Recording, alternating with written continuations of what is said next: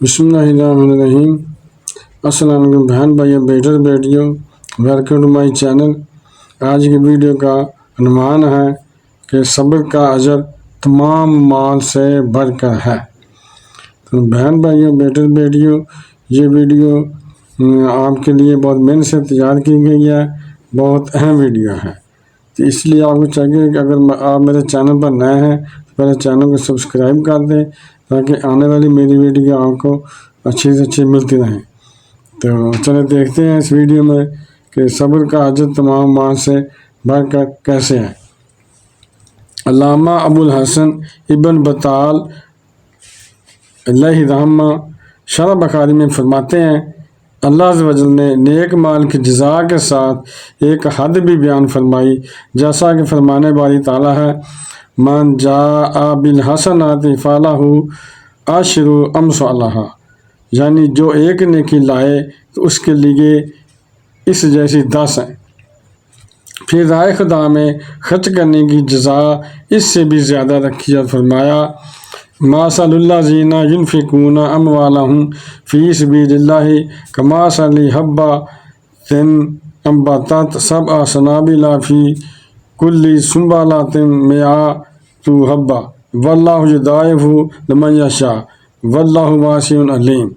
ترجمہ، انہی کہاوت جو اپنے مال کی راہ میں خرچ کرتے ہیں، جو مال اللہ کی راہ میں خرچ کرتے ہیں، اس دانہ کی طرح جس نے اگائیں 7 بالیں، ہر بال میں 100 دانے، اور اللہ اس سے بھی زیادہ بڑھائے جس کے لیے چاہے، اور اللہ وسعت والا، علم والا ہے۔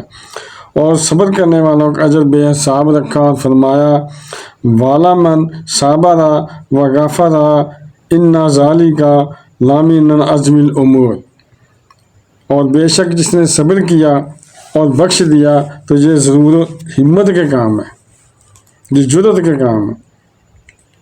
اذیت پر صبر کرنا، اپنے نفس کے خلاف جہاد کرنا ہے، یہ انبیاء کرام علیہم السلام و صالحین عظام رحمہم اللہ السلام کے اوصاف میں سے ہے۔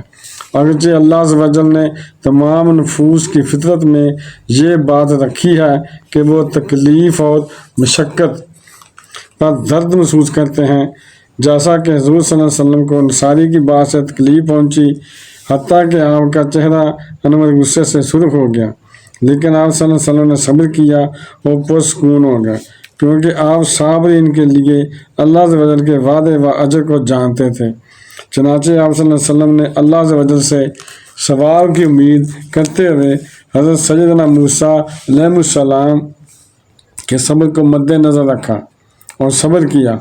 صبر کی کئی اقسام ہیں، چنانچہ امیر المومنین حضرت سیدنا مولا کائنات علی المرتضیٰ شیر خدا کرم اللہ تعالی وجہ الکریم سے مروی ہے کہ حضور صلی اللہ علیہ وسلم نے فرمایا، صبر 3 قسم کا ہوتا ہے۔ نمبر 1، مصیبت پر صبر کرنا۔